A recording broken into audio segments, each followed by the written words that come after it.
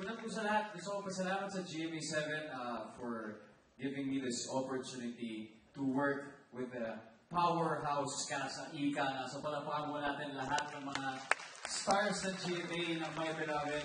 Napakaganda po experience mga trabaho. Lalo na yung mga bago, magagaling, at syempre mga fresh. At syempre, of course, with Miss Nova Villa. It's such a privilege to be working with you.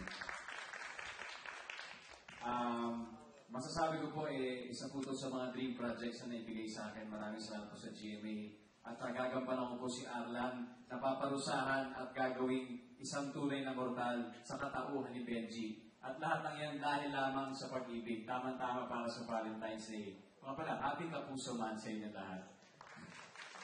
Pag-ibig para walang iba kundi kay Sharina, ang nag-iisang primetime queen, ladies and gentlemen, My Beloved, Marian Rivera. Wow. Wala na, hindi na sabihin ko.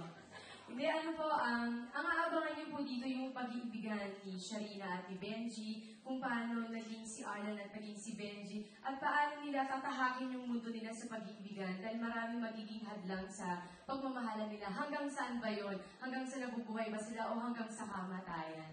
So maraming magiging twist ito talaga. So, yun. Sobrang proud ako dito talaga. At thank you, GMA. Sa akin yung po binigay si Sharina.